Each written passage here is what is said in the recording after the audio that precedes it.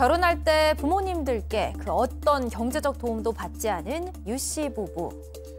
그 대신 양가 어느 쪽과도 살림을 합치지 않고 독립적인 생활을 하겠다는 양해를 구했습니다. 맞벌이를 하면서 두 아이를 키웠지만 부모님께 아이의 양육을 부탁하지도 않았고 그런 유 씨 부부를 양가 부모님 모두 대견하게 여겼는데요. 그런데 아이를 유독 예뻐하는 장모님의 방문이 잦아지면서 문제가 생겼습니다. 월세를 두둑이 낼 테니 아이가 좀 더 자랄 때까지 함께 살면 어떻겠냐고 장모님이 제안을 한 건데요. 할머니와 있으면 유독 버릇없어지는 아이를 보며 걱정이 되는 상황에 합가라니 유 씨는 받아들일 수가 없었습니다. 더 큰 문제는 함께 합가를 반대하며 장모님을 설득하던 아내가 당분간만이라도 함께 살아보는 게 어떻겠냐며 입장을 바꿨습니다. 합가는 곧 이혼이라고 선언을 했지만 아내는 마음을 돌릴 생각이 없어 보이는데요.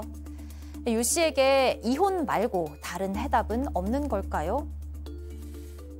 자, 지금 소개된 사연 한 언론에 나온 것을 저희가 약간 각색을 했습니다. 야, 이게 보통은 그 시어머니와 며느리의 이런 갈등인데 이 경우는 장모님과 사위의 갈등입니다. 자, 우리 가족 여러분들 진짜 좀 많이 좀 의견을 내주십시오. 왠지 이거 채팅창 폭발할 것 같은데. 자, 김하은 아나운서. 네. 자, 일단 장모님이 집에 들어오신다고 얘기를 하셨다는 건데 그럼 장인어른은 안 계신 겁니까? 왜 갑자기 합가를 요구한 거죠? 이 장인어른은 고향에서 전원 생활을 하고 계셨습니다. 그래서 장모님과는 주말 부부로 지내왔던 건데요. 평소에 홀로 지내시지만 친구가 많으셔서 장모님이 되게 바쁘게 생활을 하셨다고 해요. 그런데 이제 손자들이 태어나면서 장모님의 일상이 확 바뀌어버린 겁니다. 귀여운 손자들 너무 보고 싶으셔서 딸의 집에 자주 오시다가 어차피 남는 방, 월세 놓는 셈 치고 같이 지내자 이렇게 제안을 하신 건데요. 합가를 하면 이혼할 거라고 엄포를 놔도 마음을 돌릴 생각이 없는 아내에게 유 씨는 이혼 소송이라도 하겠다는 입장인데 이게 정말 이혼 사유가 될 수 있나요? 자, 일단 이거는 장모와 사위 문제인데 일단 뭡니까? 시어머님과 며느리 문제도 함께 우리 가족 여러분들 좀 의견을 내주십시오. 지금 벌써부터 막 술렁이기 시작합니다. 자, 그런데 백 기자, 만약에 결혼 전부터 합가를 할 이런 막 예고, 전조가 있었다면 과연 이 커플이 결혼을 했을까? 전혀 그렇지 않았던 것 같습니다. 두 사람 초등학교 동창이었다고 하는데 양가 부모님들도 같은 동네에 살아서 상당히 잘 알고 있었다고 합니다. 그런데 결혼은 상당히 좀 독립적으로 진행을 하고 싶었던 모양인데요. 양가 부모님의 도움을 받지 않고 전셋집을 얻었고 또 결혼 후에는 독립적인 가구로 인정해달라며 어떤 일이 있어도 합가는 하지 않겠다. 이미 선언까지 해놓은 상황이었습니다. 다만 양가 부모님이 살고 있는 데에서 가까운 데에 전셋집을 얻었었고 또 아이를 낳은 이후에도 부부가 함께 근무 시간을 조정해서 아이를 돌보는 등 최대한 이렇게 손을 벌리지 않고 살려고 노력해 왔다고 합니다. 지금 이거 제가 말도 안 나오네. 지금 일방적입니다, 일방적. 자, 그렇다고 또 자식 도리를 게을리하거나 그런 건 아니었겠죠? 그렇습니다. 특별한 갈등이 없었고요. 이 사건, 이 일 전에는. 게다가 굉장히 잘 챙겼던 것 같아요. 일단 이 사위의 이야기입니다만 명절 잘 챙겨서 찾아뵙는 건 물론이고 특별한 일이 없는 주말에도 종종 찾아가서 식사를 같이 했다는 거예요. 그리고 해외여행도 갔답니다. 아이고야. 이게 쉬운 일이 아닌데 예. 본가 처가 한 번씩 각각 이제 해외여행을 갔다 왔고 또 아이 태어난 다음에 이제 아이가 태어났으니까 분위기 더 이제 좋아졌다는 거죠. 그리고 애들도 친가 외가 구분이 요즘에 없잖아요. 그러다 보니까 서로 잘 왕래하면서 지냈는데 심지어 장인어른이 이제 그 전원 생활을 하고 있다고 했잖아요. 예. 그 시골까지 찾아가서 함께 시간을 보내고 올 정도로 특별한 문제가 없는 정도를 넘어서 굉장히 교류를 활발하게 하면서 지냈던 거죠. 소장님, 그런데 네. 일단 소장님 같은 경우도 친정 어머니가 오셔가지고 아이들을 돌봐준다고 하면은 일단 좋지 않으실까요? 너무 좋죠. 사실 저는 저희 친정 어머니 외국에 계시고 저희 시어머니께서 아이를 돌봐주시지 않았다면 저는 오늘 이 자리에 없습니다. 진짜 네. 그래요. 그래서 물론 저는 오늘 주인공인 남자분의 마음을 제가 어떻게 이해하지 못하겠어요. 이해를 너무너무 충분히 하고 그 독립성도 너무 높은데 사실 아이들로만 보거나 이제 부인의 육아만 보면 친정어머니나 시어머니나 누군가가 도와주면 진짜 천군만마고 제 경험에 의해서도 전 너무 바빴기 때문에 아이를 많이 돌보지 못한 죄책감이 굉장히 많았는데 저희 아이가 이제 다 컸음에도 불구하고 요즘 쓴 글을 보니까 우리 집은 그래도 화목했다라는 글을 썼더라고요. 그래서 제가 그걸 왜 그랬을까라고 보니까 저희 시어머니께서 항상 웃으면서 아이랑 놀아주셨어요. 그래서 이 시어머니나 친정어머니 찬스는 진짜 갖고 싶다고 갖는 게 아닌데라는 생각은 듭니다. 그러나 네 그렇다고 그게 끝이 아니죠. 예. 네.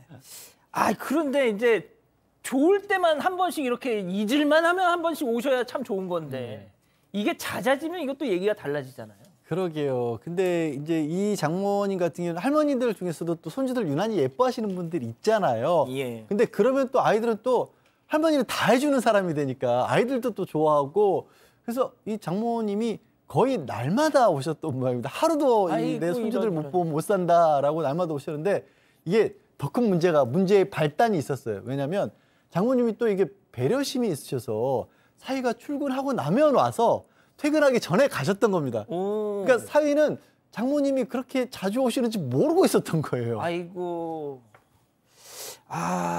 자 그런데 그냥 그 없는 틈을 타서 이렇게 왔다 갔다 그렇게만 했으면 뭐 이렇게 좋았을 것 같은데 아니 근데 이게 왜 갑자기 합가를 탁 결정하신 걸까요? 네 그래서요. 저도 여태까지 이렇게 보면 아이들이 너무 예쁘니까 아이들하고 있고 싶어서 그러셨나 보다라고 생각했는데 어머니의 뜻은 이제 그것보다 딸을 위해서였어요. 그러니까 내가 이렇게 딸을 돌봐주니까 손자들을 돌봐주니까 우리 딸이 좀 편한 걸 아신 거예요. 그래서 내가 우리 딸을 너무 충분히 이해가 되잖아요. 우리 딸을 좀 도와주고 싶고 그런데다가 월세까지 주면 또 우리 딸도 경제적으로도 좀 여유 있어지지 않을까라고 결정을 해서 말하자면 내가 가서 맨날 애도 봐주고 돈도 줄게라는 또 깊은 뜻이었다고 합니다. 예, 저희 회사 이 동료들 중에서도 사실상 이제 이 장모님을 모시고 사는 그런 선후배들이 제가 있는데 모르겠습니다. 저는 뭐 그렇게 뭐 지금 이혼을 고민할 정도로 그런 상황인 사람은 다행히 없는데 뭐가 됐든 불편할 거는 확실해 보이고요. 아무리 장모님이 아유 김서방 뭐 걱정하지 마 뭐 부담 갖지 마 해도 그거는 장모님 생각이고. 예? 그 말 듣는 것 자체가 부담이죠. 그렇습니까? 네. 이 사위의 결혼을 안 해봐가지고. 예. 이 사위의 이야기를 좀 더 자세하게 좀 알아보면요. 2교대로 근무를 해요. 그런데 이제 그 오전 근무는 새벽 6시에 출근해서 오후 3시에 퇴근하고요. 또 오후에 근무할 때는 오후 3시에 나가서 자정에 이제 돌아옵니다. 그런 상황에서 사실 어린이집에 가거든요, 아이들이. 그러다 보니까 만약에 합가를 해서 장모와 함께 산다면 상당한 시간 동안은 장모와 이 사위 둘이 있는 거예요.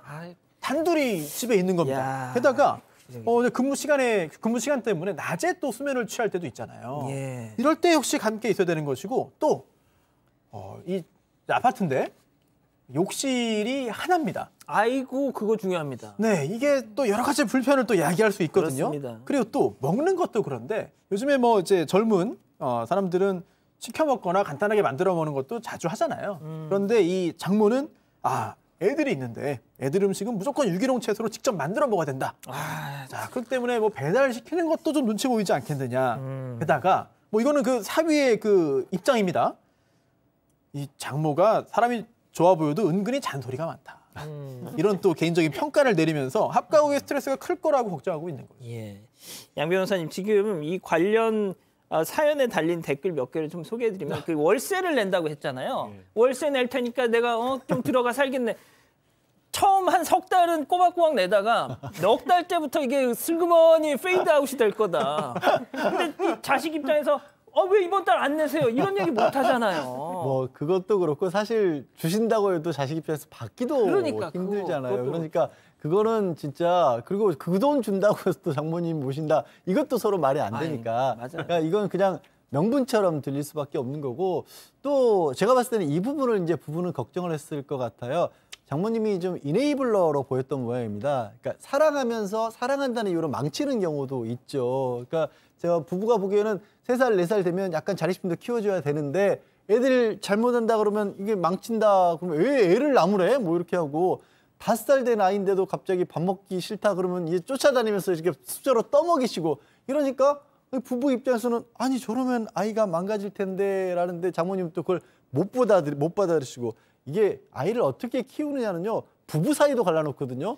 장모님이면 더 힘들어지는 거죠. 자, 소장님. 네. 일단 그 어떻게 보면 이제 이 남편 신랑 사위 입장에서 믿을 수 있는 건 내 아내가 그냥 계속 그 굳건하게 버텨주면 네. 장모님의 이제 합가를 저지할 수 있는데 네. 이 와이프가 흔들려 버리면 이거 네. 그 아내는 엄마 오시는 걸 좋아하는 것 같아요. 맨 처음에는 그래 결혼하기 전에는 우리 완전 독립부부로 살자라고 말이 맞았는데 아내가 마음이 돌아서서 엄마가 와보는 거 한동안은 좀 해봤으면 좋겠어라고 얘기를 하는 거예요. 그러니까 지금 갈등이 위험 수준에 이르는 거예요. 근데 이 아내는 또 무슨 얘기냐면은 그러니까 사실은 나 애 키우는 거 너무 힘들고 집안일도 너무 힘들어. 그래서 엄마가 와서 도와주면 너무 좋아. 애도 둘이잖아요. 그런데다 이제 맞벌이까지 해라고 얘기를 하는 거죠. 게다가 엄마가 돈도 뭐 월세 100만 원 준다. 그러면 그게 큰 도움이 되잖아요. 그래서 이 남편은 얘기를 했어요.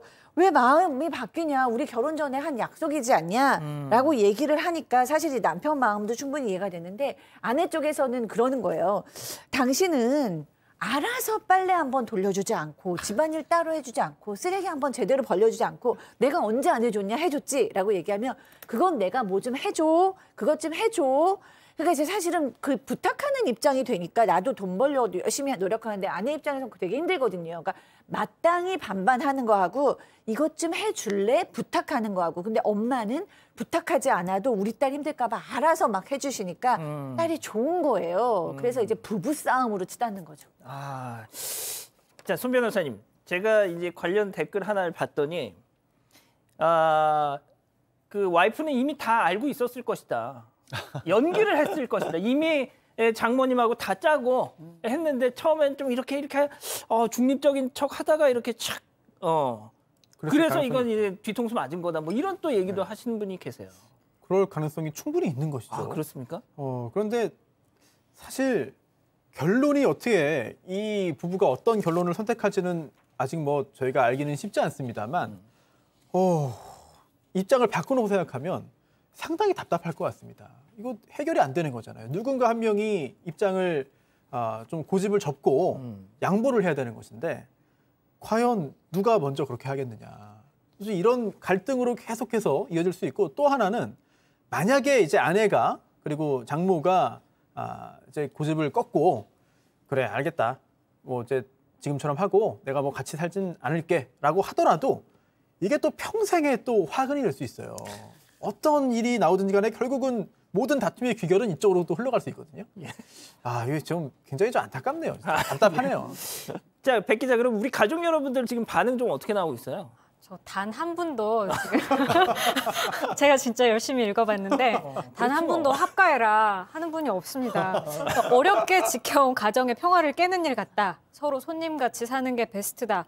장모님이 약간 눈치가 없다. 지금은 월세를 주신다고 하지만 나중엔 돌봄 비용을 달라고 챙겨드리지 않을 수가 없다. 이런 얘기도 좀 하고 있습니다. 또 부부관계나 아니면 집안에서 좀 편하게 속옷만 입고 있기 어렵다. 이런 현실적인 얘기도 해주시네요. 그렇군요. 알겠습니다.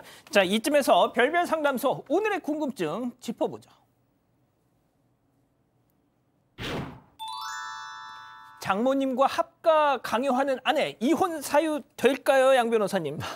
뭐 법전에 합가를 하거나 하지 않는다고 이혼하라고 돼 있지는 않고요. 다만 저것 때문에 두 사람이 영원히 갈등을 해결을 못한다면 혼인관계와 파탄에 이를 수도 있죠. 그러면 이혼하게 되는 건데 참고할 만한 게 이제 뭐 양쪽 집안에서 부부에게 양쪽 집안에서 요구하는 것 중에 정말로 제일 싫은 게 뭐냐라고 물어봤을 때 50% 가까이 응답한 게 바로 합가 요구였다고 합니다. 그리고 또 하나 더 참고할 만한 게 여기서 세 번째로 꼽힌 게 이 현관 비밀번호 알려달라는 거였다라는 거예요. 그 얘기는 어쨌든 뭐 합가는 물론이고 마음대로 드나드는 것도 우리는 싫다라는 게 굉장히 높은 비율이었다는 거죠. 그렇군요. 알겠습니다. 손 변호사님도 뭐 한 말씀. 이 갈등, 합가 관련된 갈등 자체가 이혼 사유냐, 또 이걸 때문에 이혼할 것 같으냐 등등보다도 더 걱정되는 거는 이게 다른 갈등의 원인이 됩니다. 그래서 이것 때문에 싸우다가 관계가 더 훼손되고 이것 때문에 싸우다가 어떤 여러 가지 폭력이 발생할 수도 있는 것이고 그것 때문에 더 악화돼서 이혼까지 가는 경우들은 있거든요. 예. 그래서 방치하면 안 되고 빨리 좀 해결을 해야 되는데 이거 역시 누군가는 입장을 접어야 돼요. 과연 누가 입장을 접어야 하는 것인가. 모를 때는 애매할 때는 약속한 거 지키는 게 우선이고 뭔가를 변경하지 않는 게 원칙이거든요. 예. 저는 그렇게 생각합니다. 알겠습니다. 자, 소장님, 그럼 저는 그냥 단도직입적으로 여쭐게요. 네. 합가해라 마라. 그렇게 얘기해도 돼요? 네. 아니, 그 한 분도 얘기 안 하셨다는 제가 어떻게 시청자를 전문가적인 거슬르고 관점에서. 내가 살아보니까 괜찮던데 이런 얘기했다 지금 다 한 분도 없다 그러시니까요. 네. 근데 저는 손 변호사님 얘기에 약간 반론을.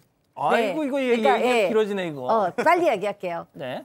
합의를 해야 됩니다. 그냥 무조건 우리 약속했으니까 그렇게 우리 약속을 지켜야 돼라고 얘기하기에는 이미 이렇게 되면 이제 아내가 폭발 직전이 되기 때문에 다시 가사 일을 분담하거나 육아 일을 다시 재조정하지 않으면 이제는 아내 쪽에서 다시 갈등이 생겨날 겁니다. 알겠습니다.